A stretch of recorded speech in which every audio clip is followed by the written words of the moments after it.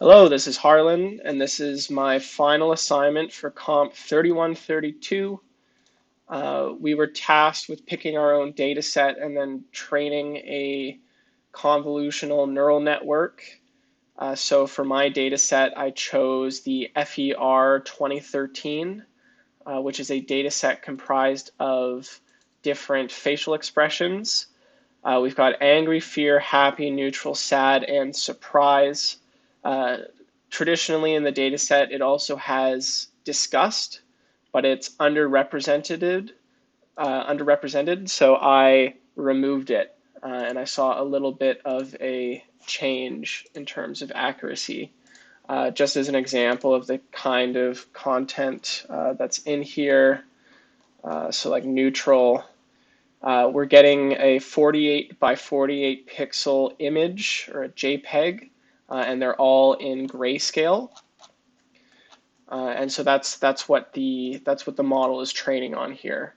So if we go to my original model, so when I first started this assignment, I think about a week ago or so, I developed my own sequential model and went through many different processes in terms of trying to get the accuracy higher. So I've just noted them here, and then I'll go over my code for the original model and then how I actually address the problem later on. So the very first time I ran my sequential model on 10 epoch, I got an 83% accuracy on the training set, but only 51% accuracy on the test set.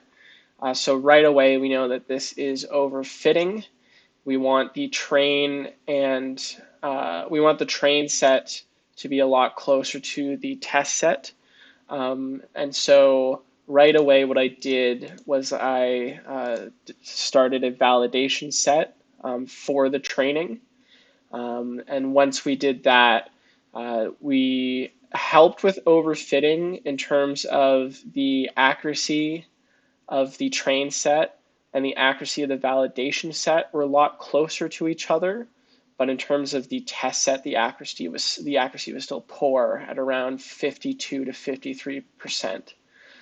So then my third attempt, I tried some data augmentation, meaning applying some predefined classes from TensorFlow to change up randomly some of the data. So you can do a slight zoom, you can put it off center, you can rotate it, you can flip it. So I applied these augmentations and tried different sets of them, but there was no improvement, and if anything, it made it worse. And so my thinking behind that is that the data set is already quite uniform in the sense that it's just a 48 by 48 of a centered face. And so my understanding is if I'm then changing that around, that might have affected the overall accuracy because we're trying to train on the center of the face and then you're throwing in things that are off center or you zoom in too much and don't show a face. On my fourth attempt, I tried a simpler model with less layers. That did not help. It made things really worse. So then on my fifth attempt, I tried multiple layers. I think I went up to 6 different convolutional layers, and that was unsuccessful. Sixth attempt, I used 4 convolutional layers and had a slight improvement over my original model. So I knew I was somewhere getting somewhere with something. On my 7th attempt, I attempted to rescale. So I rescaled up from 48 by 48 to 255, and we did see an accuracy increase. I'm just thinking because I rescaled up and the way that it handled that, the images actually turned out to be a slightly better quality. So I believe it was easier for the model to just detect different patterns in that. But we're still talking a pretty low overall score. After multiple tests and attempting to augment the data, still low accuracy. At this point, that's when I removed the disgusted from the data set and it improved slightly. And then after a couple of days of tweaking my model, I kept on getting between 57 and 59% accuracy. And from research, it looks like data science professionals with this data set in particular can only get around 75%. That's the Kaggle has a leaderboard, and that's the top of the leaderboard is board of 75% accuracy on the test set. So getting to that point, like when I first came into this, I was trying to go for high 90s, as you'd think, but then I kind of reassessed and figured that I need to bring my expectation down, and so I aimed on trying to get to 70%. And then, yeah, the one problem that I had with this model, well, I'll just go through the code real quick. This is going to be a long video because I went a bit above and beyond. But we get a train set, a validation set, the test set. I'm using an auto tune, which is part of TensorFlow, which helps with processing the images with the training model. So it kind of, as you're training, it syncs up the next batch of training for you. So it just makes it a little bit more efficient. This is my sequential model here. So I rescale, I do a convolution of 2D with 32, all with ReLU activation, and we put in our initial input shape. So I do that layer, I do another layer, I hit it with some max pooling, and then I do a dropout, and then I kind of just continue that pattern. I do a 128, then a 256, then a 512, and then finally I go down to a soft max of 6 nodes, so those would represent my 6 different emotions. We compile with RMS prop. Interestingly enough, RMS prop and Atom had about the same amount of performance. So I just left this on RMS prop because that's what we've been doing in class. I implemented some early stopping from TensorFlow.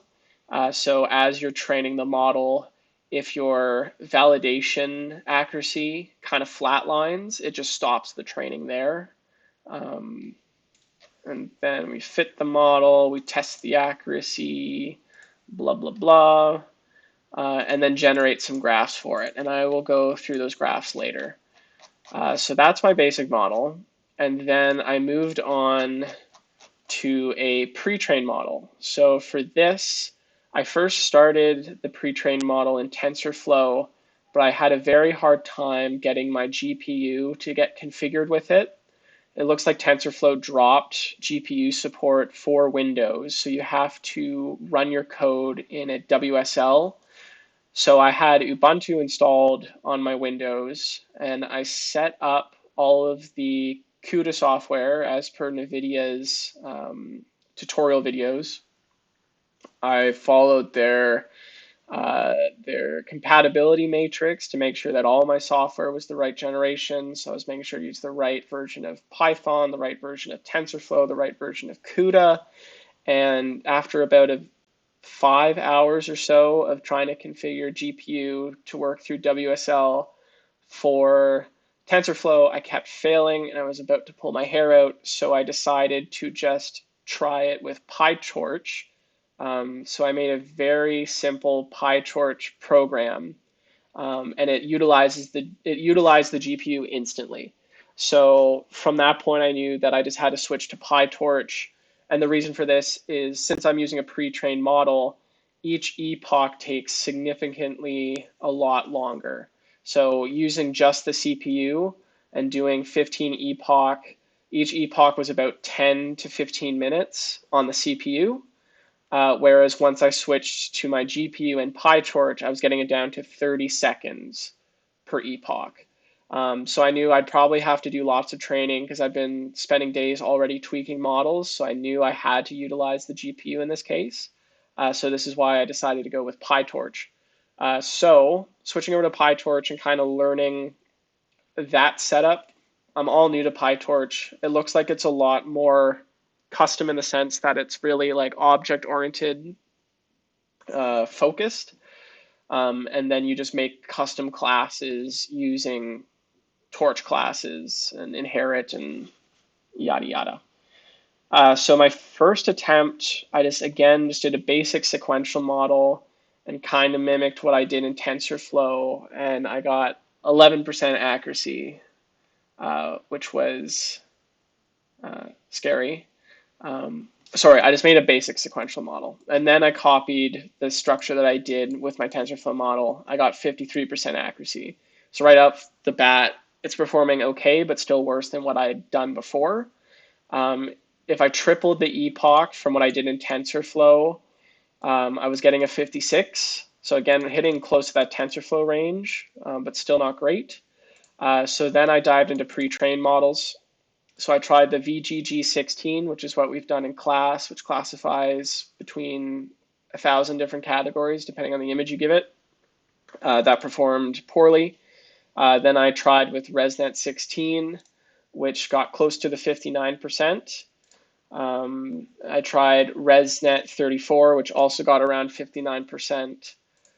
So then I did some research and found a efficient net because it's known for having good efficiency and accuracy.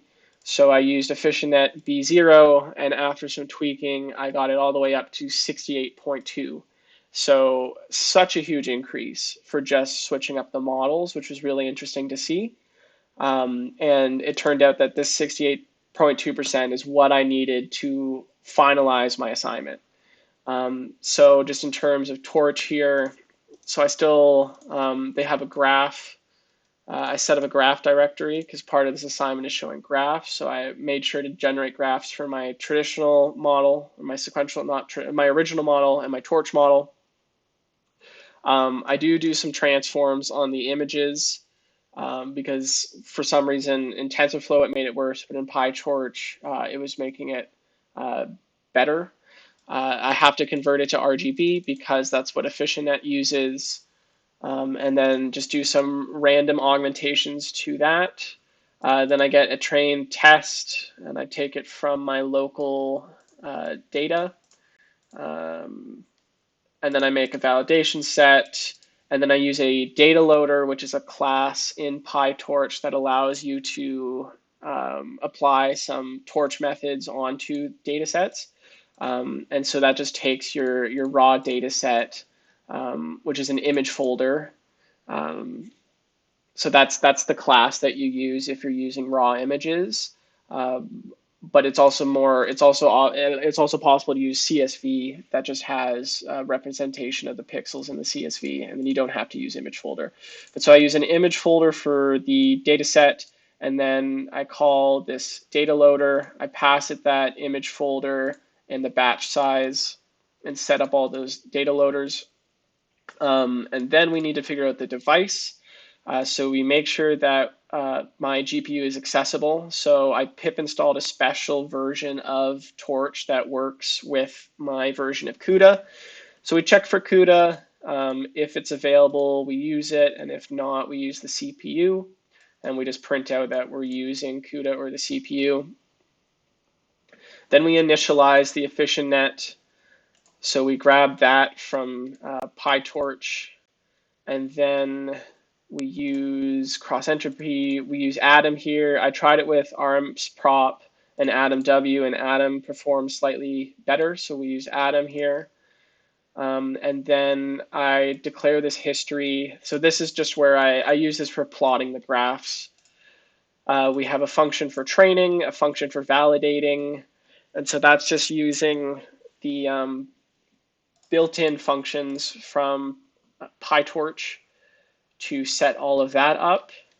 I hit it with an 11 epoch because I noticed that it kind of flatlined around that point. And then you just loop through epoch, and then you call your train function, your validation function, and then a function for helping with loss. And then at the very end, we validate on our test set and then save the model and then generate all of the graphs. So I know we're already pretty deep into this, but those are the two models that I made. And then furthermore, I made a web app to actually run the models. So I'm going to do a quick demo to the best of my ability here. With 58% accuracy that I was getting on Tuesday, I was running into a funny problem where the angry emotion was always the most predicted. So no matter what kind of expression you were giving the camera, the model was always replying with anger. And since moving to 68.3%, it has gained a lot better facial detection. It's still nowhere near perfect, but as you can see, let's see here. I have to get my face kind of in frame. But smiling will show smiling. So I'm no actor.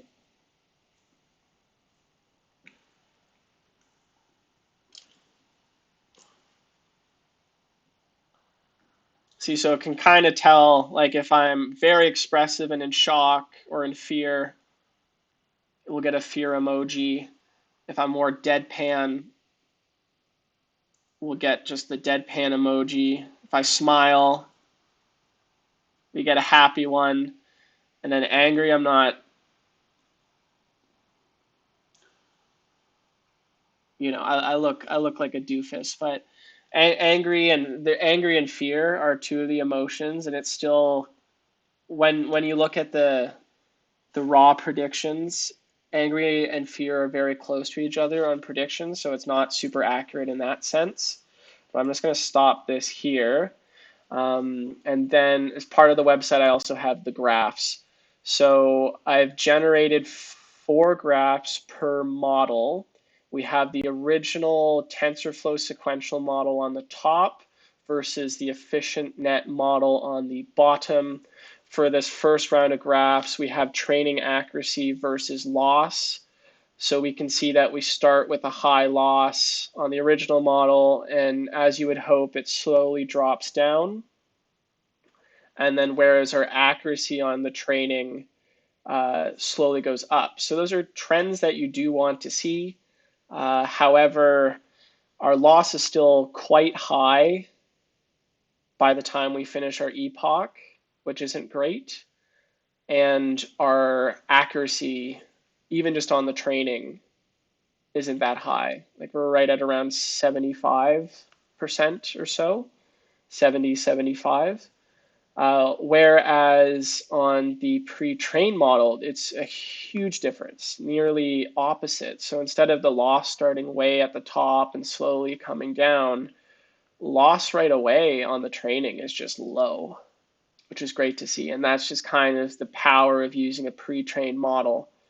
And then when we see with training accuracy here, we start at 50, which is pretty good. And by the first epoch, we go to 60. By the second epoch, we're about 65. By the time we hit epoch 6, we're at 70. And by the time we're at 10, we're at 80. So our train accuracy is a lot better on this other model as well. If we go over to the next here, we're going the model accuracy versus the train and validation. So we can see there's still a gap on both of the graphs between the train and validation, which could still indicate that we've got some overfitting, right? Like on the sequential, we have an accuracy of 70 on the train, but we start to flatten out at around, well, it's still technically going up, but it starts to flatten out pretty much by epoch 2. And by the 7, we don't make that much of an increase. So over here, this is when we're hitting about the 57%. And this is what we actually care about, because then the validation better represents what unseen data in the test set. So from training that model, we're only getting about 58, 57, but same kind of shape as we compare to the pre-trained model. So same thing, we kind of hit at around the 2 to 3 epoch mark is when the two cross. Our train does quite better, and it does even better than the sequential. Our train gets all the way up to past 80% accuracy, but then that even furthers the gap between the validation. And the validation was kind of bouncing between. So we'd have a high, then slightly lower, then higher, then slightly lower, then higher, slightly lower. So I think the highest I got at around this epoch was 69 or so. It doesn't look like that in the graph, so maybe this is a different training. But it kind of flattens out, right? So we can only expect so much. And in terms of trying to fix the overfitting, I'm kind of at a loss for how I can make this better. And again, even experts struggle to get this number higher than 75. So I'm quite happy with the 68, to be honest. Then going over loss. So this is just like how off the prediction is from our model. And we want it to go down. So we can see the training loss goes down quite well. The validation loss, not so well. So we're still up at about 1.2 loss for the original model, which is pretty not good, versus our pre-trained model. So the shape looks the same, but as you can see, instead of having a one ending on a 1.2, we're ending on a 0.03. So loss is significantly better on the other model, but it still takes a similar kind of pattern in terms of our original. And then finally, we're doing validation accuracy versus loss. So validation was what I was looking at the most during training. We can see that accuracy kind of flatlines at around 2 epoch, at around 57 for our original, whereas our loss is higher. So you don't want this. You don't want your loss to be higher than your accuracy. That's not good. So luckily with the pre-train, we get a direct opposite. We can see it's almost a flipped mirror image on the horizontal here. So here we have the validation accuracy starts pretty high for this data set. It gets a little bit better and then kind of just flatlines. And then the loss just stays very low the entire time. So I think that's the longest video submission you're ever going to get. I recorded it in a way so that the code part that you need to see is at the very front of it, and then the rest of this was just kind of extracurricular, mainly because I just wanted to do something that, like what we've done is just always having the model trained in the console. I wanted to kind of apply this to more of like a real life situation, make it a little bit more interactive and fun, kind of bump up my portfolio a bit. I also wasn't very academic and didn't submit the previous assignment. So I figured, not that I'm expecting bonus marks or anything, but I just wanted to kind of prove to myself that even though I missed the last assignment because I was sick, that I can hit something out of the park. And I think that this assignment demonstrates that not only can I train a model and figure out the intricacies of trying different models, different augmentations, different fine tuning, but then I can take that model and then actually apply it to something like a website. So I figured doing a live feed of emotions is pretty cool, and I'm happy with what I was able to do. So thank you very much, Professor. It's been an absolute pleasure. I've learned a lot from your class, and I appreciate the time and effort that you put into your students.